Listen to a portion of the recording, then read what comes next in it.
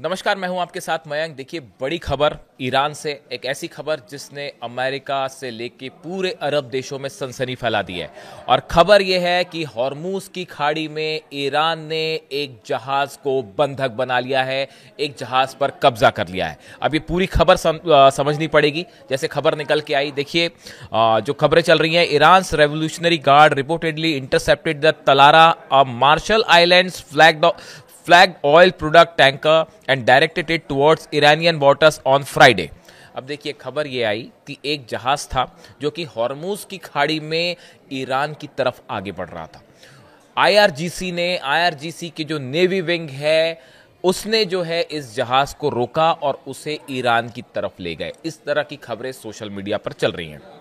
जो जानकारी निकल के सामने आई है, the tanker had been carrying high sulphur gasoil from Sharjah to Singapore and was sailing off the United Arab Emirates coast when contact was lost, the vessel manager Columbia shipment told Reuters. देखिए, Reuters के हवाले से खबर आई कि एक जहाज जो है वो यूएई से निकलता है सिंगापुर जाने के लिए, जिसमें जो है ऑयल से जुड़े प्रोडक्ट थे। सल्फर गैस ऑयल था, स्पेसिफिक बात करें तो एक मटेरियल जिसका ऑयल में इस्तेमाल होता है। ये जहाज जब यूएई से निकला, थोड़ी दूर आगे चलने के बाद इसका कांटेक्ट खत्म हो गया और उसके बाद ये खबरें आई कि ईरान के आईआरजीसी ने इस जहाज को अपने साथ ले गए हैं। और इस तरह की भी खबरें आई कि ईरान की 3 जो है शिप्स वो आए और उन्होंने इस जहाज को घेरा और अपने साथ वो उसको ले गए। इस तरह की खबरें आई। उसके बाद ये भी खबर आई कि अमेरिका का एक मानव रहित ड्रोन, ह्यूमनलेस ड्रोन जो था, वो उस पूरे इलाके में काफी देर तक सर्विलांस करता रहा कि ये जहाज का आखिर क्या हुआ। और उससे भी इस तरह की खबरें आई कि ईरान ने जो है इस शिप पर कब्जा किया है। अब देखिए, ईरान की तरफ से कोई ऑफिशियल स्टेटमेंट नहीं आया है, लेकिन जो बातें कही जा रही हैं वो कि आखिर ईरान की तरफ से ये एक्शन क्यों हुआ, उसकी 2-3 वजहें निकल के आ रही हैं। पहली वजह ये बताई जा रही है कि ईरान को का कहना है कि ये जहाज जो है वो ईरान की जल सीमा के अंदर दाखिल हो गया था। यानी कि ईरान स्ट्रेट ऑफ हॉर्मूज में, हॉर्मूज की जो खाड़ी है जहाँ पे देखिए अलग अलग इलाके होते हैं, और ईरान की जो जल सीमा है उसके अंदर ये दाखिल हो रहा था जहाज, इसलिए उसे कैप्चर किया गया। बात नंबर 1। बात नंबर 2 ये भी कही जा रही है, जो इस तरह से सोर्सेज से ईरान की खबरें हैं कि ऑफिशियल नहीं है, मैं फिर से दोहराऊंगा, इस बारे में अभी ईरान ने कोई ऑफिशियल स्टेटमेंट नहीं दिया है, लेकिन इस तरह से जो है खबरें जो चल रही हैं कि इसमें इलीगल तरीके से ऑयल ले जाया जा रहा था और वो ईरान की सीमा के भीतर दाखिल हुआ, इसलिए पकड़ा गया। यानी एक प्रकार से स्मगलिंग हो रही थी ऑयल की और वो ईरान की सीमा के करीब पहुंचा, इसलिए शक के आधार पर उसको ईरान की नेवी ने रोका है। इस तरह की बात है। देखिए, कई चीज़ें हैं। अभी हाल ही में अमेरिका ने कई कंपनीज पर प्रतिबंध लगाया है और इस तरह के आरोप लगे हैं कि ये ईरान के मिसाइल प्रोग्राम को मदद कर रही हैं, ईरान के ड्रोन जो बनाने का पूरा प्रोग्राम है इसमें मदद कर रही हैं। गौर करने वाली बात है, इसमें कई देश हैं, चाइना के भी कई इसमें जो है लोग शामिल थे और कंपनीज हैं जिनके ऊपर बैन किया गया।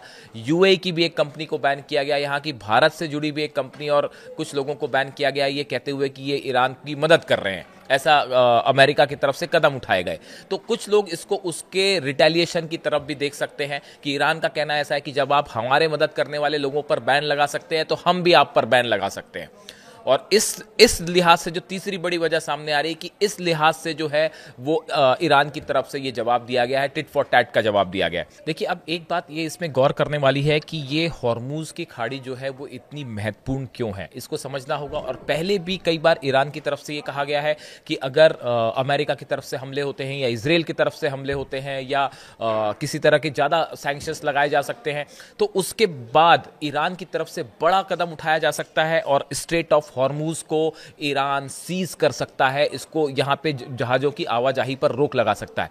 अगर ईरान ने ये कदम उठाया तो बड़ा नुकसान होगा पूरी वर्ल्ड इकोनॉमी को। और क्यों इससे अमेरिका घबराते हैं, क्यों यूरोपीय देश इससे घबराते हैं या इजराइल इतना परेशान होता है जब भी ये खबर आती है कि ईरान जो है स्ट्रेट ऑफ हॉर्मूज पर बैन लगा सकता है।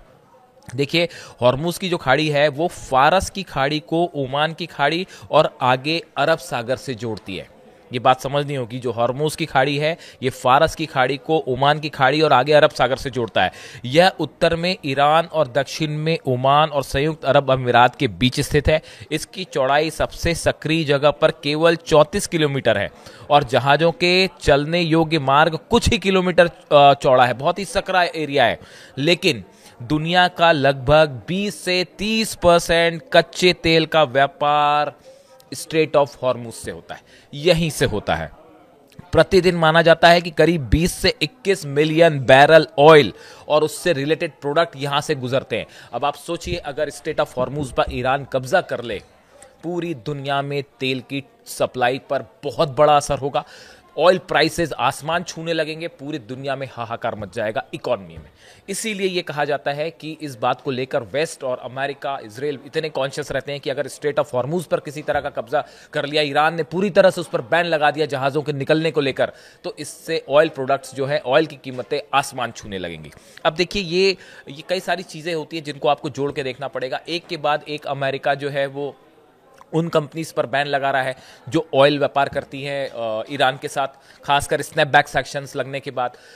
कुछ लोगों पर, इंडिविजुअल्स पर, कुछ ऐसी कंपनीज पर जो है वो बैन लगाने की लगातार कोशिश चल रही है जो ईरान के मिसाइल कार्यक्रम से जुड़ा प्रोडक्ट सप्लाई करती हैं या उससे जुड़ा सामान सप्लाई करती हैं, या जिसका इस्तेमाल ईरान जो है वो अपने मिसाइल या ड्रोन का प्रोग्राम को लेकर करता है। मैंने अपने पिछले वीडियो में बनाया था कि मिसाइल बनाने का काफ़ी सारा सामान जो है वो चाइना की तरफ से 2 बड़ी खेप पहुंची ईरान में, जिसको लेकर इजराइल की तरफ से चाइना से बात भी की गई और चाइना ने जवाब दिया कि जो प्रोडक्ट हम सप्लाई कर रहे हैं इस पे किसी तरह से इंटरनेशनल लॉ के तहत इस पर बैन नहीं है। हम वो ईरान को सप्लाई करते हैं, उसके बाद ईरान उसका क्या इस्तेमाल करता है वो ईरान जानेगा, बट हम कोई भी इलीगल मटेरियल सप्लाई नहीं कर रहे।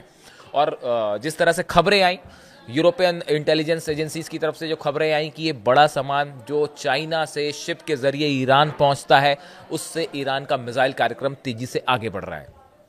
इस बीच में ये जो खबर आई कि ईरान ने जिस तरह से IRGC ने एक जहाज को कब्जा किया, ये देखिए, इसमें 2 बातें हैं। इस जहाज पर कब्जा करना ये कोई स्ट्रैटेजिक कदम नहीं है ईरान का, इससे कोई ईरान को बहुत फायदा हो जाएगा, ऐसा नहीं है। कई बार बहुत सारी चीजें आप ऐसी करते हैं जो एक सिग्नल दिया जाता है, एक मैसेज दिया जा सकता है कि आप जो है वो हमारे ऑयल बिजनेस पर आप रोक लगाने की कोशिश कर रहे हैं, आप हमारे अलग अलग तरह की जो सप्लाईज है उसे रोकने की कोशिश कर रहे हैं, आपने स्नैपबैक सैंक्शंस लगा दिए, तो उसका जवाब है इस शिप पर जो है वो कब्जा करके एक मैसेज दिया गया कि अगर आप सोचते हैं कि सिर्फ आप एक्शन ले सकते हैं तो ऐसा नहीं है, ईरान भी एक्शन ले सकता है। कई एक्सपर्ट मान रहे हैं कि इस तरह का मैसेज ये दिया गया, और 3 वजह तो मैंने आपको बताई कि वो ईरान की इस तरह के आरोप हैं। बताया जा रहा है कि वो ईरान की टेरिटरी में जो वाटर टेरिटरी था उसके अंदर उसने प्रवेश किया, या दूसरी चीज़ की इसमें स्मगलिंग का ऑयल इस्तेमाल हो रहा था तो ईरान ने मैसेज दिया कि भाई ये हमारे एरिया से नहीं गुजर सकता, और तीसरी बात कि ये बड़ा एक प्रकार से संदेश था कि जो बैन लग रहे हैं ईरान पर उसको लेकर कि देखिए अगर आगे किसी तरह के हमले होते हैं, इस तरह की भी खबरें हैं कि इजराइल और ईरान के बीच, अब इस तरह की खबरें वेस्ट के कई सारे न्यूज़पेपर्स में, सोशल साइट्स में वायरल हैं कि अब बस कुछ दिनों का वक्त बाकी है और कभी भी इजराइल और ईरान के बीच जंग शुरू हो सकती है। ऐसे हालात में ईरान के लिए एक बहुत बड़ा हथियार है कि स्ट्रेट ऑफ हॉर्मुज पर अगर ईरान पूरी तरह से बैन लगा देता है, प्रतिबंध लगा देता है, तो इसका बड़ा खामियाजा वेस्ट को भुगतना पड़ेगा। देखिए, पहले भी 1-2 बार ऐसा हो चुका है कि वहां से गुजरने वाले कुछ जहाज़ों पर IRGC ने और ईरान की नेवी ने कब्जा किया। उसके तमाम उन्होंने कारण बताए। कई बार उन्होंने ये कहा कि हमारी टेरिटरी में अंदर आ गए थे, इलीगल तरीके से अंदर आए थे, इसलिए हमने कब्जा किया। कई बार ऐसे भी उदाहरण सामने आए हैं कि अमेरिका के वॉरशिप जब इस एरिया में आगे आने की कोशिश की या आगे आए तो ईरान की एयरफोर्स ने उन्हें पीछे धकेल दिया। इस तरह की भी खबरें आई थी, ऐसा एक वीडियो मैंने भी बनाया था पहले। तो देखिए, कई सारे मैटर हैं जो स्ट्रेट ऑफ हॉर्मुज से जुड़े हुए हैं। ये वो इलाका है जो अंतर्राष्ट्रीय व्यापार के लिहाज से, वॉर के लिहाज से, स्ट्रैटेजिक लोकेशन के हिसाब से बेहद अहम है। और जैसे जैसे धीरे धीरे धीरे बात अब एक न्यूक्लियर टॉक्स को लेकर, देखिए न्यूक्लियर टॉक्स पूरी तरह से फेल है और ये साफ है कि ईरान न्यूक्लियर प्रोग्राम नहीं रोकेगा, मिसाइल प्रोग्राम नहीं रोकेगा, किसी के दबाव नहीं आएगा।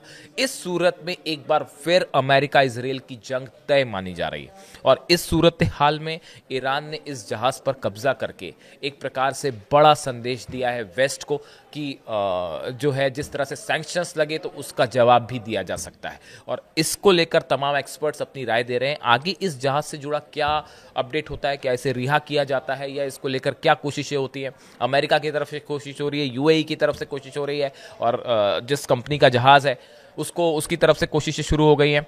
कोलंबिया शिपमेंट जो है शिप मैनेजमेंट की तरफ से कोशिशें हैं इस जहाज़ को छुड़ाने के लिए। इससे जुड़ा जो भी अपडेट होगा वो हम आप तक पहुंचाएंगे। Thank you so much.